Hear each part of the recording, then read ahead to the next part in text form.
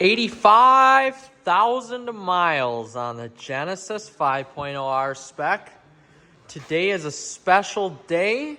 We've almost hit the 85,000 mile mark. We're at like 83.8, so pretty close to the 85,000 mile mark on this Genesis. Where would I start with this? I love it. I love the vehicle. I have to shine up the tires here. They don't look great, but I thoroughly love the vehicle. Just washed it yesterday. Paint looks excellent. I take care of my stuff. It's always garaged, always in my shop, always garaged at home as well if I'm not at work. Everything looks great. I have few exterior complaints here. As you can see, there's not really much for issues on the exterior of the vehicle. One complaint I have is the touch-up paint I bought does not match. So a little bit of a bummer there. But exterior-wise, it's 2022. This car is a 2012, built in June of 2012. Everything's pretty much stayed well on it. Nothing sagged at all. As you can see, the front bumper has not sagged. Everything's pretty lined up there. This is maybe sagged a little bit. As to be expected though, with, hitting small animals like I have there. But really, for the most part, everything stayed well. The front looks good. There's a few noticeable chips in the paint on the front, but not much. I mean, if you really get into it here, yeah, you can see all the little rock chips and everything in the light on the front of the grill. But really, the bumper's held up pretty well. Pretty impressed with it here.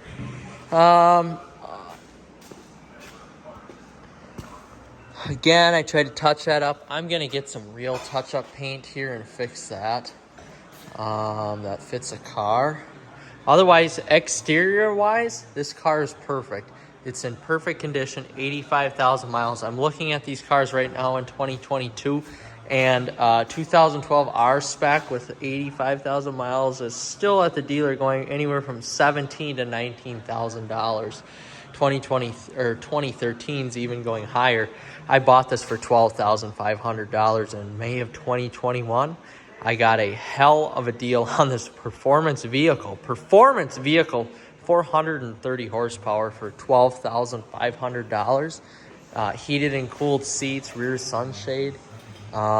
It's perfect. The only thing that I need to replace, and I do store this car here in the winter time, in that side of the shop over there where my truck's at now, are the tires. So I don't have too much, can't really see. Well, there you can sort of see.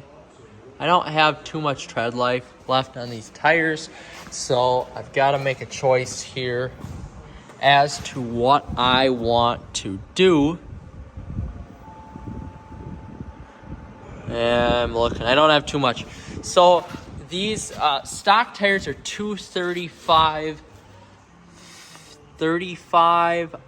R19s. This has 245 R19s. These are nice Advanced Sports by Yokohama. I'm thinking about going to a summer performance tire because I only drive this car pretty much May through November, or April through November. The only time it sees any sort of precipitation is rain. So yeah, we're gonna check some tires out here and maybe get some tires either this fall or early next spring. But next year we're gonna take a ride in it and see how it handles. All right, 85,000 miles on the Genesis. Interior looks fantastic, as you can see. No, you can't. Anyway, we're just going to work here this morning, and I figured I would just do this quick little review. So as you can see, we've got 83, 117 on the odometer, so close enough to the actual 85,000 mile mark here. But I'm actually going to turn this off. So watch the headlights here as you turn. Might be tough to tell in the video. Yep, you can tell there. The headlights turn as you turn. So I know some of the new FCA products do this. My Ram doesn't do it because I don't have a Limited. I only have a Laramie. But I know all the Jeeps, when you buy a Summit or an Overland Summit, I know that they do that as well. So that's kind of cool, something in 2012. I know FCA, I believe, did that in 2012. I believe they actually did that with their 300s back in 2006-07 when they came out with that there. But anyway, we're just going to do a quick drive here. I want to go over some of the stuff that I've had to fix at the 85,000 mile mark here. Nothing to do with the powertrain, although I did notice the other day just one time that the engine was shaking here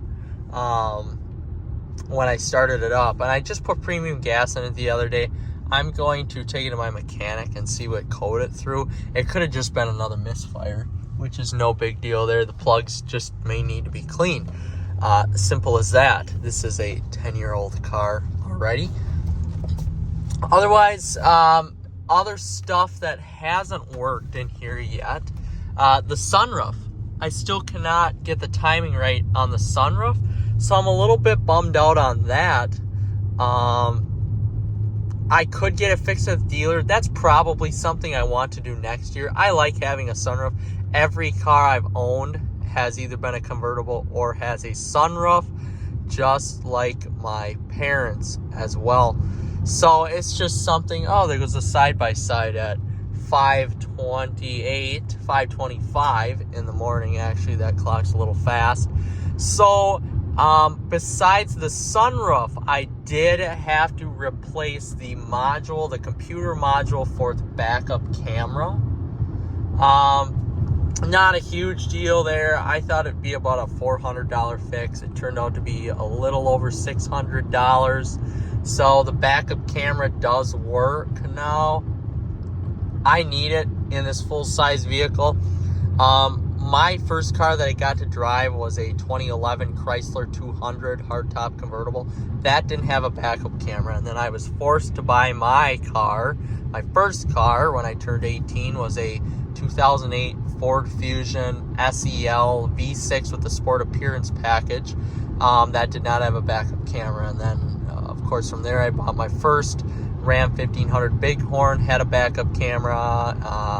Then I upgraded to a Night Edition that was loaded. Of course, that had it. My Ford Fusion Sport had it.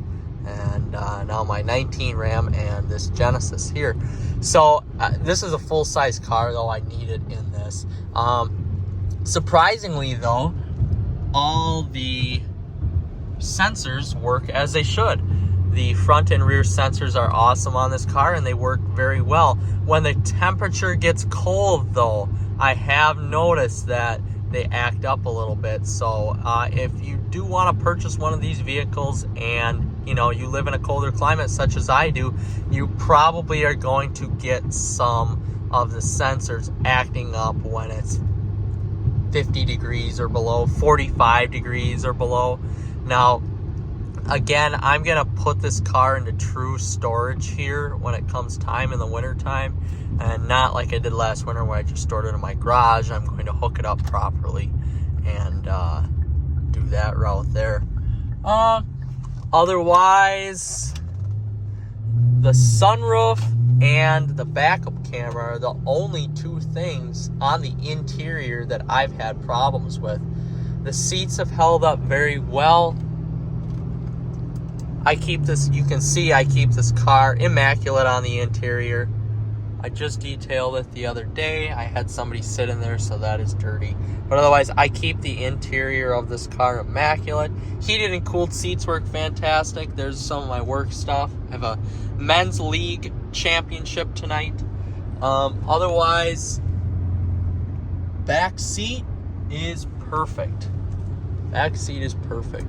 So, yeah, I have no real complaints about the interior of this car. The interior quality is held up well. I have tried to fix the sunroof myself. So there are some creaks in this part here because that's how you access the sunroof. So there are some creaks right there, but hey, it's a 10-year-old car. It's bound to have some creaks in it. My Ram has creaks in it. My parents' car has creaks in it. My girlfriend's car has creaks in it. My relatives' cars have creaks in it. So, what the hell? If you're not buying a Rolls Royce, you're probably going to get some creaks. Other than that, this car has no creaks if it wasn't for that, if it wasn't for my doing. So, for a 10-year-old car with just about 85,000 miles on it, I can't complain. The automatic wipers work as they should. The headlights, they turn as they should. The cruise works as it should. I have noticed a little bit here, the lane departure warning system doesn't work the best at nighttime. Like right now, I'm surprised it's working actually. And that, again, works as it should. Everything in this car, being 10 years old, works as it should. The only thing I have to replace here besides the sunroof, get that fixed, are the tires. So I'm pretty happy with the overall quality. You know, as any 10-year-old car, this is actually the oldest car I've ever owned in terms of years. You know, I've owned older cars than this. That '08 Ford Fusion was older than this, and that 2011 Chrysler 200 was older than this. But this is a 10-year-old car. I don't usually hold on to vehicles like this that old. But I did try selling it, save some money on insurance. I don't necessarily need two cars, but it is nice to have two cars, and it is nice to have one of your cars being a performance car. I think that's pretty cool in itself. But the more I've driven this year, put about 10,000 miles on it since I bought it, maybe 12,000 in a year and a half that I've owned it. I can tell you I thoroughly love this car. I love driving it. I love the size of it. It's not overly rough on the roads. It's got enough power for me. You know, this isn't a pure sports car by any means, but it holds its own against most every other full-size power sedan out there. So I really enjoy it. I really hope it lasts. You know, I've heard some horror stories about the engine. I think I've got a build date later than the 2012 engine problems with the oil. So I'm gonna be honest, I really hope that this car goes to 150,000 miles. You know, I'm just over its half-life, I would say. So I really want this car to go upwards of 150,000 miles. It's paid off. I don't owe anything on it. So it would make sense if I can keep it till then. It's fast. It's been reliable so far. Great summer car. Keeps the miles down on my truck, which I want to keep for a while. And then eventually I want to go electric with my second vehicle. Hopefully. So we'll see. But overall interior, it's awesome. No complaints. All the trim has held up very well. There's been, of course, I garage this during the day when I get to work. I garage it at night. It's basically in a garage all the time, except if I've got other extracurricular events to go to. So, none of the trim has had any sun wear or UV wear on it. It's all been pretty good. If you're looking for a awesome car, you don't mind the rear wheel drive aspect of it, I can totally understand if somebody doesn't want to buy this because it's rear wheel drive, any sort of Genesis, you know, unless you go up to the 2015 and above trim. I can totally understand that. It's rear wheel drive. It's like this is your second vehicle basically. If you're looking for a budget car that goes fast and it's super, super comfortable and full of technological features for 2012 and even today that most cars don't come with, this is the car for you. You will not be disappointed if you purchase this vehicle. I owned it for a year and a half. Yeah, I've had some problems with it. That comes with age with any car, unless you buy a base model Accord or a base model Civic with no features in it, then you're not going to be running into that. But you just kind of notice that when you buy, you have to know that when you buy any sort of luxury or sports car when it comes down to it. But I would totally recommend this vehicle after a year and a half of ownership and 85,000 miles on it.